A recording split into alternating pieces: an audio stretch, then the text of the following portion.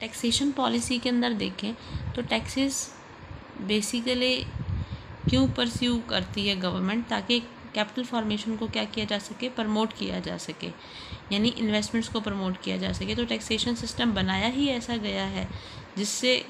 क्या है, एनकरेज होते हैं लोग कि वो इन्वेस्ट करें और सेव करें। अब हम बात करें स्लैब रेट होती है कि भाई जैसे हम पीछे पढ़ते भी आ रहे हैं कि लास्ट जो 2.5 लाख तक अगर आपकी टोटल ना इनकम है सभी हेड्स की मिलाकर, तो कोई टैक्स नहीं लगेगा। और उसके बाद भी आपकी स्लैब रेट के अंदर क्या है कि 2.5 से 5 है तो कोई आपका 5% टैक्स लगेगा। तो ऐसे ऐसे क्या है, स्लैब क्या है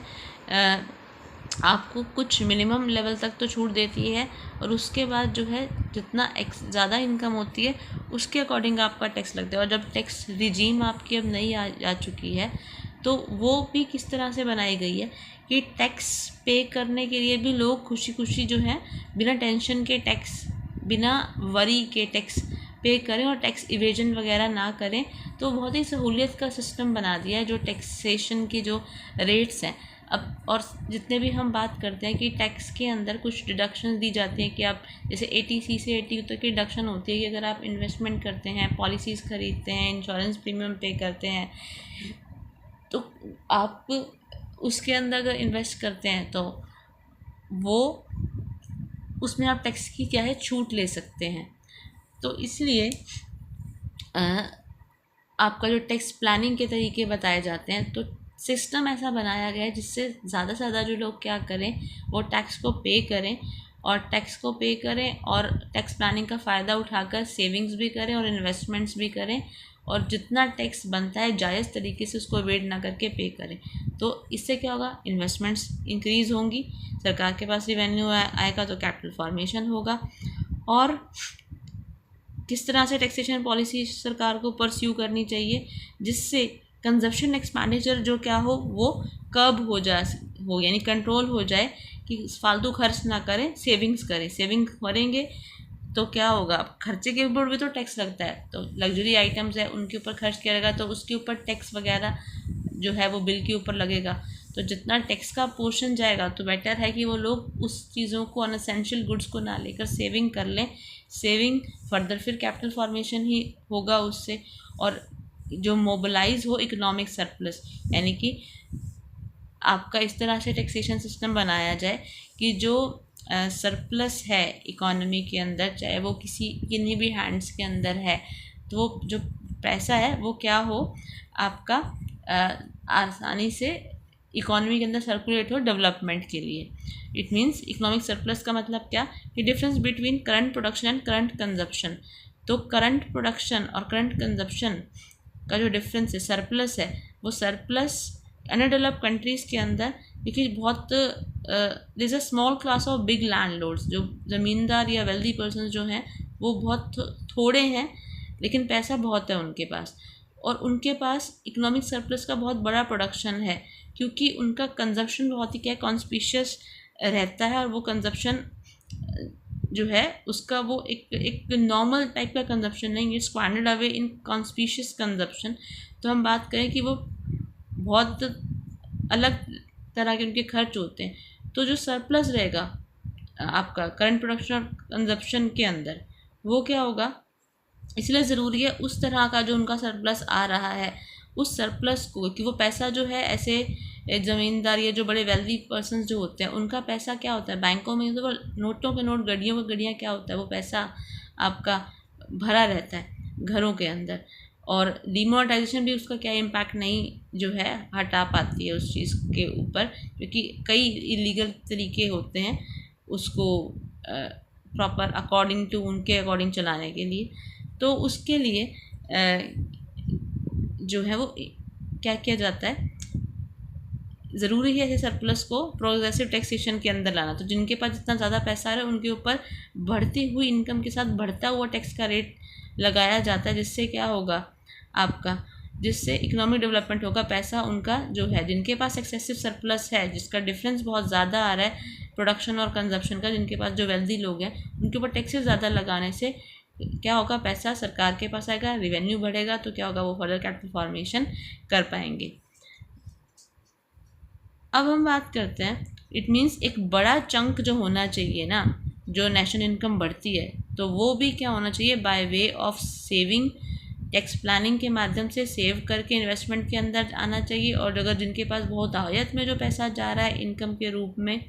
या प्रॉफिट्स के रूप में, वो टैक्स के माध्यम से क्या है, सरकार के पास इकोनॉमिक सरप्लस जो है वो आना चाहिए, ताकि सरकार का रिवेन्यू इंक्रीज हो, क्या है, इकोनॉमिक डेवलपमेंट हो। तो टैक्सेशन सिस्टम जो है वो बहुत ध्यान से बनाया जाना चाहिए ताकि सेविंग्स के ऊपर एडवर्स इफेक्ट ना हो। उसमें क्या करना चाहिए, हम पहले पढ़ ही चुके हैं, और उससे जो अन्य इनइक्वालिटी है वो भी क्या है, रिड्यूस हो जाए। हमने बात की थी प्रोग्रेसिव टैक्सेशन की, और कंजप्शन ऑफ लग्जरी गुड्स जो है वो रिड्यूस हो जाए। हमने एक्सपेंडिचर के ऊपर टैक्स लगाने की बात की थी। हमने बात की थी कि गवर्नमेंट जो है वो रिसोर्सेज को मोबिलाइज कर सके, कैपिटल फॉर्मेशन से टैक्स लगता जाएगा तो रिवेन्यू आता रहेगा, इन्वेस्टमेंट जो है वो सही जगह पर जहाँ एसेंशियल रिक्वायरमेंट है उन चीज़ों का प्रोडक्शन करने की, वहाँ पर वो पैसा जाएगा। और टैक्स प्लानिंग के थ्रू और कई मेजर्स के थ्रू क्या होगा, सेविंग की जो प्रोपोर्शन है वो भी इंक्रीज़ होगा। अल्टीमेटली पैसा तो है इकॉनमी के अंदर ही आएगा। अब बात होती है कि कैसे इकोनॉमिक डेवलप आपका जो है अंडर डेवलपमेंट कंट्रीज़ के अंदर पब्लिक एक्सपेंडिचर पॉलिसी जो है वो कैसा मेजर है फिस्कल पॉलिसी के अंदर। तो जो आपकी आर्थिक समृद्धि के लिए क्या चाहिए, आपका पूंजी चाहिए। पूंजी जो है it can not be expected from private sector, तो प्राइवेट सेक्टर से सिर्फ आप पूंजी नहीं ले सकते हैं, इसलिए ज़रूरी है कि पब्लिक एक्सपेंडिचर किया जाएगा। तो पब्लिक एक्सपेंडिचर जो क्या करेगा, किया जाएगा, तो उससे क्या होगी, आपका expand means of transport, means of irrigation. तो जितना सरकार खर्च करेगी, जैसे हम मनरेगा की बात करें या जो भी वो क्या है प्रोजेक्ट्स चलाते हैं, फ्लाईओवर्स बनाते हैं, तो उस पब्लिक एक्सपेंडिचर जितना ज़्यादा किया जाएगा, प्रोजेक्ट्स चलाए जाएंगे, उसके थ्रू ही क्या हो जाएगा, मतलब पूंजी जो है वो उसके माध्यम से ही इकॉनमी डेवलपमेंट के अंदर जो है वो कैपिटल फॉर्मेशन आपका हो रहा है। तो प्राइवेट सेक्टर नहीं कर सकती, पूरा पब्लिक एंटरप्राइजेज पब्लिक एक्सपेंडिचर को इंक्रीज़ करना बहुत ज़रूरी है इस पर्पज़ के लिए। और तो कुछ और तरीके हैं जिससे क्या किया जा सकता है, पब्लिक एक्सपेंडिचर को बढ़ाया जा सकता है। डेवलपमेंट ऑफ पब्लिक एंटरप्राइजेज, जैसे स्टील अथॉरिटी ऑफ इंडिया है आपका, तो उन ऐसी एंटरप्राइजेज को डेवलप करना बहुत ज़रूरी है। एनकरेजमेंट टू प्राइवेट सेक्टर, और प्राइवेट सेक्टर को भी एनकरेज करना कि वो भी क्या करें, वो ऐसे प्रोजेक्ट्स के अंदर जो है वो पैसा लगाएं जिससे क्या है इकोनॉमिक डेवलपमेंट हो। और इंफ्रास्ट्रक्चर्स के जो प्रोजेक्ट्स हैं, रेलवे, रोड, ब्रिजेस, डैम्स हैं, हॉस्पिटल्स हैं, इन में खर्च करना जो है वो बहुत ज़रूरी है आपका। इसमें पब्लिक एक्सपेंडिचर किया जा सकता है, किया जाना चाहिए, जिससे इकोनॉमिक डेवलपमेंट ज़्यादा होगी। कि जितना ज़्यादा इंफ्रास्ट्रक्चर डेवलप होगा उतना ज़्यादा कॉरपोरेट्स और जो इंडस्ट्रीज़ हैं उनके लिए भी आसानी होगी, और जो लोगों का मोबिलाइजेशन होगा, मटेरियल का मोबिलाइजेशन होगा एक स्थान से दूसरे स्थान तक, इंटर स्टेट, आपका विद इन द स्टेट और ओवरसीज़, वो बहुत ज़्यादा क्या हो जाएगा आपका, जो आपका चाहे किसी भी जो जल है, थल है, वायु, वो हर तरह का इंफ्रास्ट्रक्चर डेवलप होगा, तो वो ट्रेड का जो आयाम होगा वो काफ़ी बढ़ेगा। डेवलपमेंट ऑफ पब्लिक एक्सपेंडिचर हमने बात की, पब्लिक एंटरप्राइज सॉरी। तो अनडेवलप्ड कंट्रीज़ के पास सबसे बड़ी प्रॉब्लम क्या रहती है कि वो हैवी और बेसिक इंडस्ट्रीज़ की शॉर्टेज रहती है। तो हैवी बहुत तगड़ा कैपिटल इन्वेस्टमेंट चाहिए होता है हैवी इंडस्ट्रीज़ लगाने के लिए, और रिस्क भी बहुत ज़्यादा होता है, और प्राइवेट सेक्टर इतना पैसा नहीं लगा सकता। इसलिए सरकार जो भी रिवेन्यू कमाती है वो सरकार को ही सेटअप करने चाहिए ऐसी इंडस्ट्रीज पब्लिक एक्सपेंडिचर करके। जैसे हम बात करें कि न्यूक्लियर पावर प्लांट हो गया, या आपके जो हैवी इंडस्ट्रीज़ हैं, स्टील अथॉरिटी जैसी इंडस्ट्रीज़ हैं, तो वो सरकार ही वो क्या है तगड़ा जो कैपिटल इन्वेस्टमेंट वो कर सकती है। तो इससे और क्या होगा, public utility industries like supply of water, generation of power should also be establish in the public sector. तो वाटर की सप्लाई, पावर जनरेशन आपका वो भी इस्टेब्लिश होने चाहिए आपका पब्लिक सेक्टर द्वारा इस्टेब्लिश किया जा सकता है। वहाँ पर पैसा लगाया जाएगा तो क्या होगा, आपका जो इकॉनमी जो होगी वो काफ़ी क्या है, डेवलप होगी। हमारी इंडिया जैसी अंडर डेवलपिंग इकॉनमी है। और क्या तरीका है, encouragement to public private sector. अब गवर्नमेंट जो है वो तो एक्सपेंडिचर करेगी पब्लिक एंटरप्राइज लगाने के अंदर, और पब्लिक सेक्टर को भी सरकार क्या करे, वो एनकरेज करे प्राइवेट सेक्टर को। कैसे, फिस्कल मेजर्स लेकर कि उनको सब्सिडीज़ प्रोवाइड करे कि आप प्राइवेट सेक्टर वालों आप और ऐसे क्या है इंडस्ट्रीज़ बनाने में सब्सिडाइज करें कुछ, आप जो है आपके इस तरह से फैसिलिटीज़ प्रोवाइड कराएं कि वेन्यूज़ ऐसे लगे जिनसे छोटे उद्योगों को सहारा मिल सके, उनके ऊपर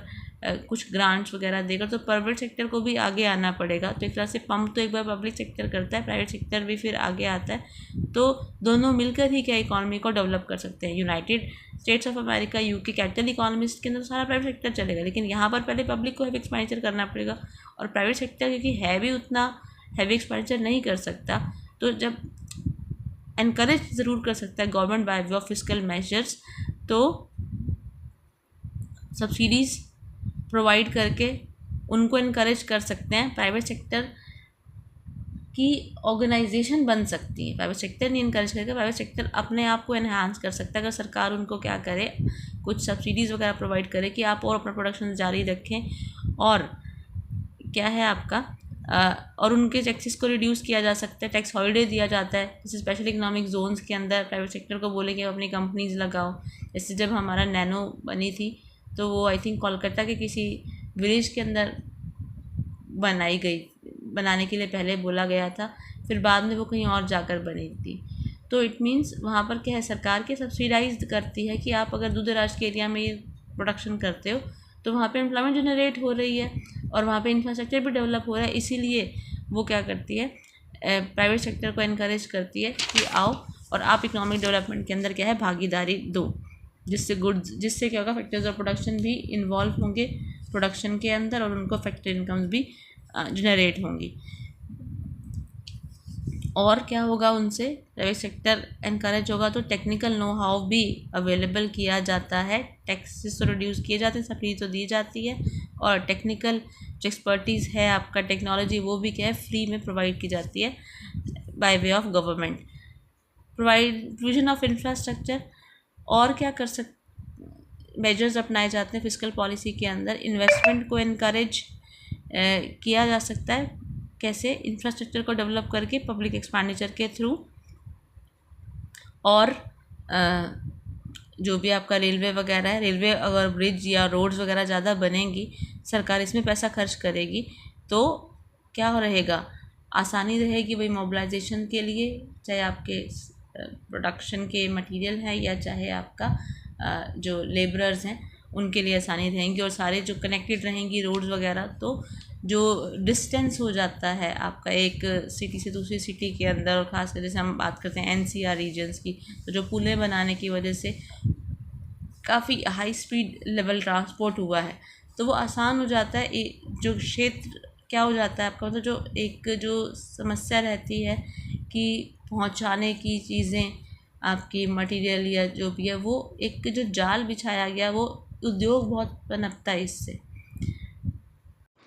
नेक्स्ट हम देख रहे थे पब्लिक डेट पॉलिसी। कहते हैं कि जो हमने अंडर डेवलप कंट्रीज़ के अंदर गवर्नमेंट जो है वो मेजर्स लेती है फिस्कल पॉलिसी के थ्रू इकोनॉमी को डेवलप करने के लिए। जैसे हमने बात की थी कि पब्लिक एक्सपेंडिचर किया जाता है सरकार द्वारा, और हमने बात की कि टैक्सेशन पॉलिसी से रिवेन्यू जो है सरकार जनरेट करती है, जिससे क्या होता है, according to the scenario inflation की सिचुएशन को कंट्रोल किया जा सकता है, कैपिटल फॉर्मेशन किया जा सकता है, और अगर रिक्वायरमेंट है कि मंदी की सिचुएशन है तो पैसा जो है वो मार्केट में टैक्सेस की रेट्स को कम करके या और पब्लिक एक्सपेंडिचर करके वो पैसा मार्केट के अंदर पहुंचाया जा सकता है। अगर सिचुएशन मंदी की है तो इन्फ्लेशन की है तो वो भी कब होगा, डिफ्लेशन की है तो वो भी कब होगा। बट इशू क्या है, कहता है कि सिर्फ रेवेन्यू जो है वो टैक्सेस से ही कलेक्ट नहीं हो सकते। रीज़न्स क्या हैं, क्योंकि हमारी जो पॉपुलेशन है अंडर डेवलपिंग कंट्रीज़ की, वो अंडर डेवलप्ड कंट्रीज़ या डेवलपिंग कंट्रीज़ की, वो बहुत ही लार्ज सेगमेंट ऑफ पॉपुलेशन जो है वो काफ़ी पुअर सिचुएशन के अंदर रह रही है। तो जब इनकम ही नहीं होगी तो वो टैक्स की जो है स्लैब उस क्राइटेरिया के अंदर कैसे आएंगे? तो टैक्स से उतना रेवेन्यू जनरेट नहीं हो सकता, और अगर टैक्सेस लगा दिए गए तो ऑडवर्स इफेक्ट पड़ेगा सेविंग्स के ऊपर। तो सेविंग नहीं कर पाएंगे, सेविंग नहीं हो पाएगी तो क्या हो जाएगा, आपका इन्वेस्टमेंट अच्छे से नहीं हो पाएगी। तो taxes can be imposed up to taxable capacity. Taxes जो है वो सिर्फ टैक्सेबल कैपेसिटी तक ही लगाए जा सकते हैं, हर एक के ऊपर टैक्सेस नहीं लगाए जा सकते। जो स्लैब रेट के अंदर नहीं आता एक पर्सन एज असेसी, तो उसके ऊपर टैक्स नहीं लगाए जा सकते। तो इनकम ही इतनी नहीं होगी तो टैक्स कैसे लगाएंगे? तो इसीलिए सरकार को क्या करना पड़ता है, पब्लिक डेट पॉलिसी अडॉप्ट करनी पड़ती है। अब पब्लिक डेट पॉलिसी को किस तरह से बेटर किया जा सकता है कि इंटरनल डेट्स और एक्सटर्नल डेट्स की जो छोटी सेविंग्स हैं उनको क्या है, एनकरेज किया जाए। तो इंटरनल डेट्स को इस तरह से मोबिलाइज़ किया जाए ताकि प्राइवेट इन्वेस्टमेंट के ऊपर नेगेटिव इम्पैक्ट ना पड़े, और it is more useful. Mean छोटी अगर सेविंग्स लोगों की जो हैं अगर वो इकॉनमी के अंदर आएंगी तो वो क्या होंगी, उससे जो है वो प्राइवेट इन्वेस्टमेंट भी हैम्पर नहीं होगी, और इससे क्या होगा, स्मॉल सेविंग्स के लिए लोग क्या है, करेजियस भी होंगे कि हाँ हमें ज़्यादा से ज़्यादा सेव करना है, और ज़्यादा से ज़्यादा सेविंग करेंगे, थोड़ी बहुत सेविंग भी करेंगे तो प्रोपेंसिटी टू सेव इंक्रीज़ होगा, जिससे कैपिटल फॉर्मेशन जो है वो इनकरेज होगी। तो रूरल एरियाज़ के अंदर सेविंग्स को इनकरेज करना बहुत ज़रूरी है। इसके लिए सरकार को और ज़्यादा से ज़्यादा जो बैंकिंग सिस्टम है उसको क्या है, ऑर्गेनाइज करना चाहिए। पब्लिक बोरोइंग जो सरकार कर सकती है वो इस तरह से कलेक्ट करे लोगों से कि डेट्स उनसे जनरेट हों, उनसे बोरोइंग्स ली जाएँ जिनके पास लार्ज चंक ऑफ पैसा जो वो लगाते हैं किसके ऊपर, कंजप्शन के ऊपर, लग्जरी गुड्स की। तो इसका क्या होगा, नेक्स्ट इम्पैक्ट हम देखते हैं कि क्या मेजर ले सकते हैं। एक्सटर्नल डेट, एक्सटर्नल डेट क्या है, कहते हैं इंटरनल डेट, क्योंकि आपको स्मॉल सेविंग्स को मोबिलाइज़ करना पड़ेगा और उनके लिए ज़रूरत है कि इनकरेज करें लोगों को, बट वो सिर्फ एक सफिशिएंट सोर्स नहीं है इंटरनल डेट, ताकि अंडर डेवलप कंट्रीज़ के अंदर इकॉनमी डेवलपमेंट को बढ़ाया जा सके। तो दूसरी कंट्री से भी बोरो करना पड़ेगा सरकार को। अब लेकिन कहते हैं देयर आर डिस्टिंक्ट एडवांटेज, हालांकि कुछ फ़ायदे भी हैं, क्योंकि अगर बाहर से आप गवर्नमेंट फंड्स जनरेट करती है तो इससे क्या होता है, such debts bring in their wake foreign countries technical know how and capital goods. इससे क्या होगा, डेट्स तो आएंगी आएंगी, साथ ही साथ टेक्निकल जो अच्छे इंस्ट्रूमेंट्स या जो टेक्नोलॉजी है वो भी आएगी, एक्सपर्टीज़ भी आती है और कैपिटल गुड्स भी आती हैं। तो वो ऐसे लोन्स जो हैं बाहर से जो लिए जा रहे हैं वो सिर्फ डेवलपमेंट पर्पस के लिए ही यूज़ करने चाहिए, ना कि कोई डेफिसिट फाइनेंसिंग पर्पस के लिए। तो वो डेवलपमेंट प्रोडक्टिव पर्पस के लिए यूज़ होने चाहिए, और प्रोडक्टिव पर्पस के लिए यूज़ होगा वो अगर जो लोन है तो क्या होगा, उससे प्रोडक्शन होगी, प्रोडक्शन होगी फर्दर फिर एक्सपोर्ट होगा, तो रीपेमेंट ऑफ लोन जो होगी वो ज़्यादा से ज़्यादा जल्दी हो पाएगी। तो इसीलिए और फॉरेन और टेक्निकल इक्विपमेंट्स अगर आ रहे हैं तो उससे हाई लेवल ऑफ प्रोडक्शन होगा जो बाहर देशों में भी बेचा जाएगा, और इंपोर्ट को रिस्ट्रिक्ट किया जाएगा क्योंकि हम प्रोडक्शन को अच्छा बनाना शुरू कर देंगे, जिससे फॉरेन एक्सचेंज रिजर्व बढ़ेगा। और टेक्निकल चीज़ें अच्छी आ रही हैं, टेक्निक अच्छी आ रही है, तो हमें इंपोर्ट जो है दूसरे देशों पर रिलाय ना रहकर सब्स्टिट्यूट भी बना लेंगे और प्रोडक्शन ऐसा करेंगे जिससे एक्सपोर्ट बढ़े। तो डेट सर्विसिंग चार्जेस कहते हैं, और डेट सर्विसिंग चार्जेस भी क्या होने चाहिए, मिनिमम होने चाहिए, ताकि क्या है फंड जो है आसानी से रेज़ किया जा सके। और कहते हैं ये तो चाहे हम दोनों बात करें इंटरनल डेट्स की, एक्सटर्नल डेट्स की, तो पब्लिक डेट से का बहुत इंपॉर्टेंट रोल है आर्थिक समृद्धि के अंदर, जिससे क्या होगा, लोगों की प्रोपेंसिटी टू सेव है जो वो ज़्यादा से ज़्यादा हर एडिशनल अमाउंट जितना भी वो क्या है कमा रहे हैं उसको क्या है सेविंग के अंदर डालेंगे, जिससे क्या होगा, कैपिटल फॉर्मेशन होगा और क्या रहेगा, सही जीडीपी ग्रो करेगा, प्रोडक्शन होगा, और सेविंग करेंगे तो कंजप्शन नहीं होगा, तो इससे क्या होगा, इन्फ्लेशन को कंट्रोल चेक रहेगा, उसके ऊपर कंट्रोल रहेगा, और जो सारे लोन्स हैं उनको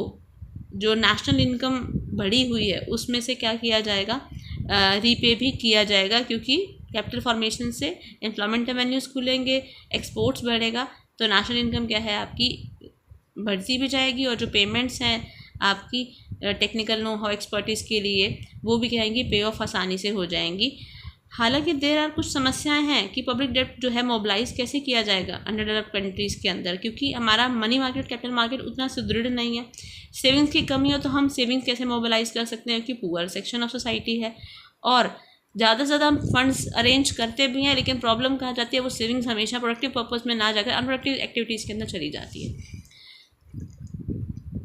अब बात आती है डेफिसिट फाइनेंसिंग की। हमारी अंडर डेवलपिंग कंट्रीज़ जो हैं, इंडिया जैसी कंट्री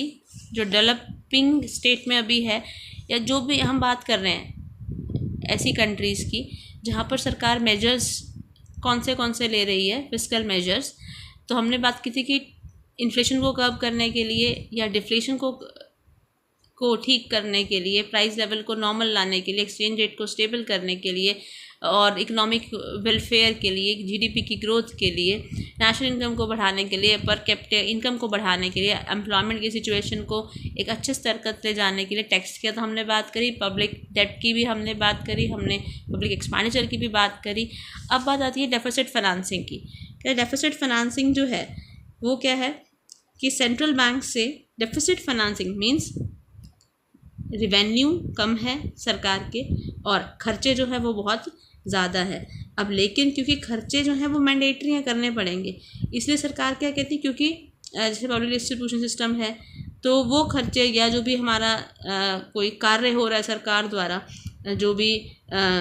इंफ्रास्ट्रक्चर लग रहा है, तो कार्य तो चलता ही रहता है ना। तो अब सेंट्रल बैंक से सरकार क्या है, जब एक्सपेंडिचर ज़्यादा हो जाएगा गवर्नमेंट का और रेवेन्यू कम हो जाएगा, तो सेंट्रल बैंक बोरो करती है, सेंट्रल बैंक से बोरो करती है सरकार, और सेंट्रल बैंक फिर क्या करता है, एक समस्या और हो जाती है कि वो नई करेंसी नोट्स इशू करता है। तो ये कहते हैं कि पहले केन्ज ने जो था ना इस फिस्कल पॉलिसी को काफ़ी बेटर एडवोकेट किया था अच्छे से। कहते हैं देखो लेवल ऑफ इनकम जो है वो अंडर डेवलपिंग कंट्रीज़ के अंदर बहुत कम होता है, तो सेविंग्स कम होती है, सेविंग कम होती है, कैपेसिटी जो है टैक्स की वो भी कम होती है, तो ना तो कैपिटल फॉर्मेशन हो पाएगी, ना ही क्या हो जाएगा टैक्स से जो है वो पैसा उतना आ पाएगा जितना रिक्वायर्ड है। तो इसीलिए क्या होगा, इसीलिए ज़रूरी है कि सेविंग को इंक्रीज़ किया जाए और इन्वेस्टमेंट्स को इंक्रीज़ किया जाए इकोनॉमिक डेवलपमेंट के लिए,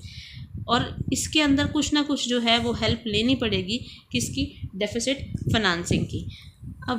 कहते हैं ऑर्डिनरीली प्राइजेस ऑफ गुड्स, कहते हैं अब डेफिसिट फाइनेंसिंग करते हैं तो उससे क्या होता है,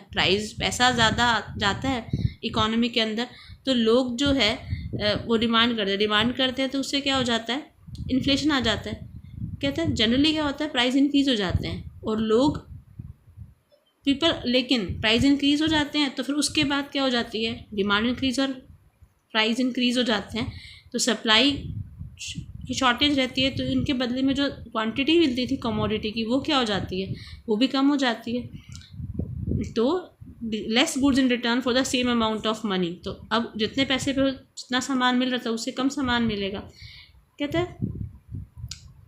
deficit financing is a term means बेहतर तो है, बट उस सिचुएशन को वो क्या इन्फ्लेशन लेके आती है। तो केन्स तो फेवर करते थे खासकर अंडर डेवलपिंग कंट्रीज़ के लिए, जहाँ पर सेविंग्स नहीं है, जहाँ पे टैक्सेबिलिटी जो है वो पॉसिबल नहीं है कि हर एक सेक्शन को टैक्स के अंदर लेके आना, क्योंकि पॉवर्टी की सिचुएशन है। कहता है होता क्या है,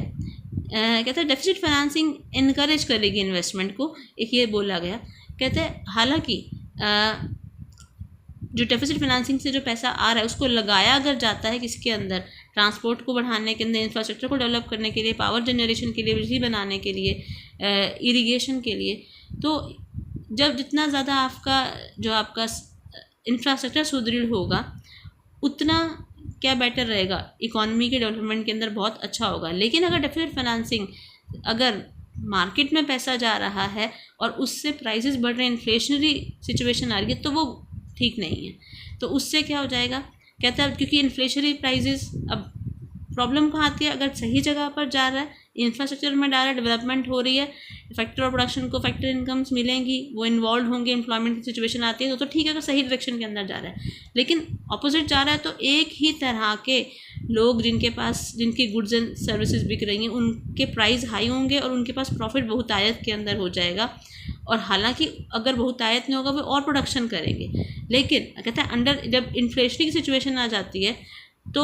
होता क्या है, सिर्फ एक पर्टिकुलर एंटरप्रेन्योर और बिजनेस क्लास का जो पैसा है ना वो बढ़ना शुरू हो जाता है और सिर्फ उनके पास कैपेसिटी जो हो जाती है सेविंग्स की और कंज्यूम करने की कैपेसिटी कम हो जाती है और सेव करना ज़्यादा शुरू कर देते हैं जो आपकी हाई क्लास होती है आपकी। तो इसीलिए है तो पैसा जो होगा वो लिमिटेड रह जाएगा, कहाँ तक, सिर्फ एक सेक्शन ऑफ सोसाइटी तक। तो इसलिए ज़रूरी है कि आपका प्रॉब्लम कहाँ रहता है डेफिसिट फाइनेंसिंग का, कि पर्टिकुलर लिमिट के बियॉन्ड अगर डेफिसिट फाइनेंसिंग होती है तो सही डायरेक्शन के अंदर हो, और अगर डेफिसिट फाइनेंसिंग अगर प्रोडक्शन सर्विसेज इकॉनमी में जा रहा है उससे क्या है आपका एक्सेसिव प्राइस में राइज ना हो, ये तो बेटर तरीका है। अच्छा, तो इसको ध्यान में रखना बहुत ज़रूरी है कि किस हद तक क्या है, किस लिमिट तक क्या डेफिसिट फाइनेंसिंग करनी चाहिए बाय गवर्नमेंट। अब क्या आता है कि अंडर डेवलपिंग कंट्रीज़ के अंदर प्रॉब्लम क्या है डेफिसिट फाइनेंसिंग की। कहते हैं देखिए, सबसे पहले तो लैक ऑफ इलास्टिसिटी की टैक्सेशन सिस्टम, क्योंकि हमने बात की फिस्कल पॉलिसी में चाहे हम टैक्स लगा रहे हैं, चाहे पब्लिक डेब्ट का मेजर लिया जा रहा है, चाहे डेफिसिट फाइनेंसिंग है, चाहे हम बात करें किसकी पब्लिक एक्सपेंडिचर पॉलिसी की बात करें, तो कहते हैं यहाँ पर इलास्टिसिटी जो है वो बहुत उसकी समस्या है, क्योंकि फ्लेक्सिबल नहीं है, टैक्सेशन सिस्टम मॉडर्न नहीं है हमारा यहाँ का, और राशनल नहीं है। सही लोगों पर जो है जहाँ पर एक्सेस में ज़्यादा टैक्स लगाना चाहिए वहाँ पर टैक्स नहीं लगाया जाता, लूप होल्स बहुत ज़्यादा है, टैक्स इवेजन बहुत ज़्यादा हो जाता है। तो जो मैकेनिज़्म है, जो एक मशीनरी है टैक्सेशन की, वो अच्छी नहीं है। तो रिवेन्यू जनरेट कर पाना टैक्सेस के माध्यम से वो क्या है बहुत मुश्किल हो जाता है, और बहुत कम लोग ही है जो वो टैक्स के दायरे के अंदर आ पाते हैं। हमारा नॉन मोनेटाइज सेक्टर कहते हैं एक पार्ट ऑफ इकॉनमी जो है वो क्या है वो मनी की टर्म्स में आता ही नहीं है। जैसे कि हमने बात करा, जहाँ पर एक तरह से बार्टर सिस्टम यूज़ होता है, पुरानी तरह की गुड्स के एक्सचेंज में गुड्स ही एक्सचेंज की जाती हैं। तो अब ऐसा सेक्टर जहाँ पे मनी जो है वो ट्रांजैक्शन का सिनेरियो है ही नहीं, मैकेनिज़्म ही नहीं है मनी, तो वहाँ पर क्या दिक्कत आती है कि उसको हम फिर फिस्कल पॉलिसी के अंदर नहीं ला सकते हैं। नेक्स्ट इज़ इनएडिक्वेट स्टैटिस्टिक्स, और क्योंकि अंडर डेवलप्ड कंट्रीज़ इकोनॉमीज़ जो है उनके संबंध में आंकड़े जो है वो सही नहीं है, हमारे पास एडिक्वेट नहीं है, थोड़े हैं, पूरे नहीं है, क्योंकि लार्ज सेक्शन कवर ही नहीं किया जाता स्टैटिस्टिक्स का। तो उसके लिए उस वजह से क्या है आपकी जो फिस्कल पॉलिसी वो उतना अच्छे से कार्य नहीं कर पाती। इलिटरेसी अंडर डेवलपिंग कंट्रीज़ के अंदर लोग साक्षर नहीं हैं, जिस वजह से जो आपके फिस्कल पॉलिसी है उसकी इम्पोर्टेंस को क्या है समझ नहीं पाते हैं। तो उतने साक्षर मतलब कि मनी के टर्म्स में उतने नहीं है साक्षर, तो ट्राई देयर बेस्ट टू, और ज़्यादा से ज़्यादा वो ये नहीं देखते हैं कि पैसा हम अगर टैक्सेस पे करेंगे या जो भी मेजर सरकार ले रही है, अगर पैसा PW डिस्ट्रीब्यूशन सिस्टम से कुछ मिल रहा है तो हम अपना रिलाय ना रहकर, डिपेंडेंसी ना गवर्नमेंट पर रखकर अपने जीवन यापन के लिए हम अपना काम शुरू करें, एम्प्लॉयमेंट, हम अपना जॉब शुरू करें, अपना बिजनेस शुरू करें। और अगर जो काम करने वाले हैं वो क्या सोचते हैं कि भाई टैक्सेस देने की क्या ज़रूरत है,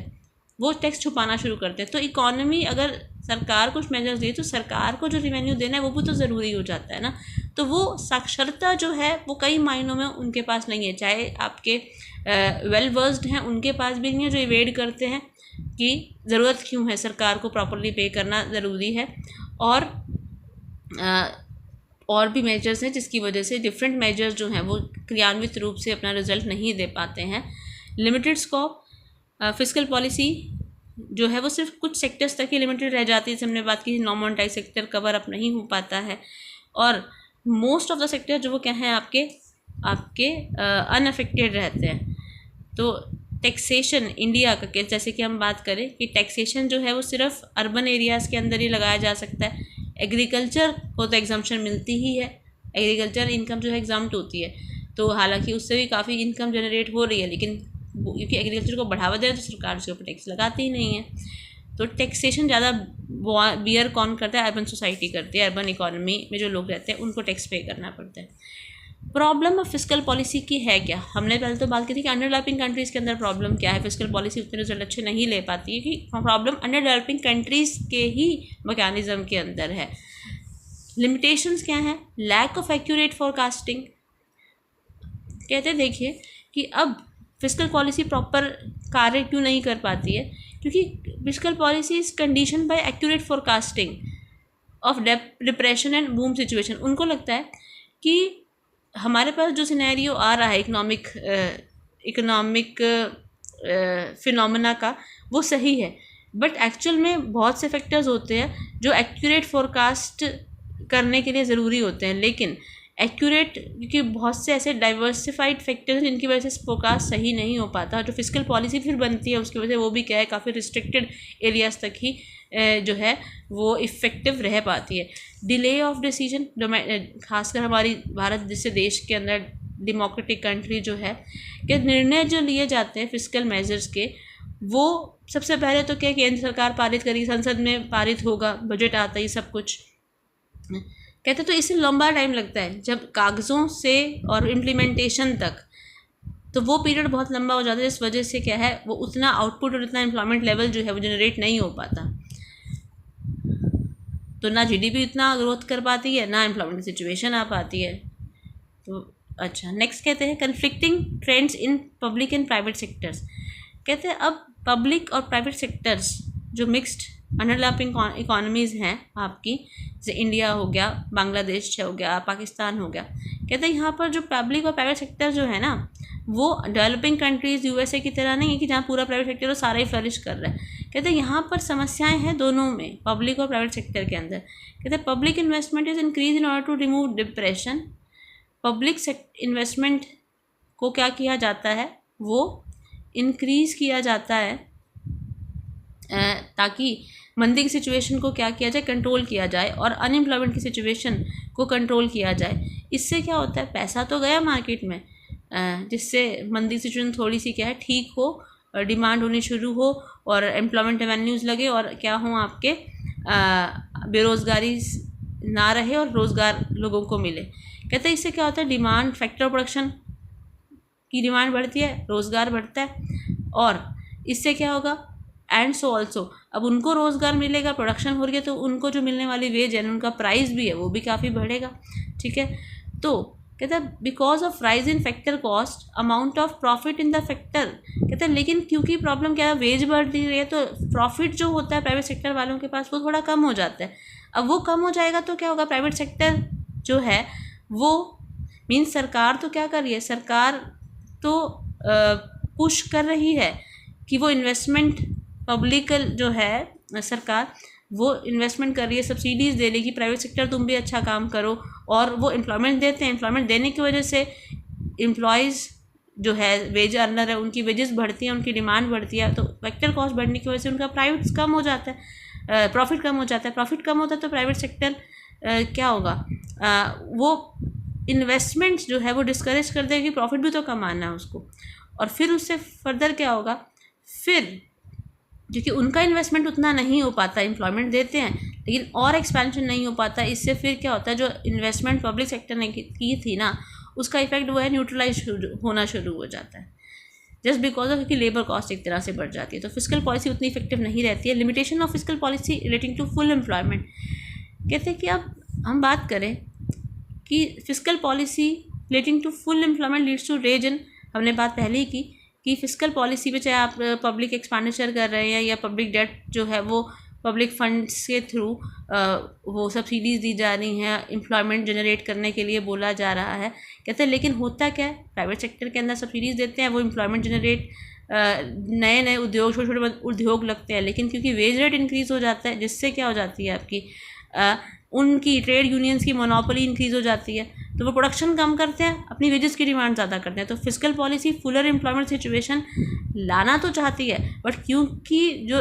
the greed of getting higher wages rate, उस वजह से प्रोडक्शन हैम्पर होता है, ये सिचुएशन हो जाती है। तो वैल्यू ऑफ एम्प्लॉयमेंट मल्टीप्लायर जो सिनेरियो भाई किताबों में जो लिखा होता है वो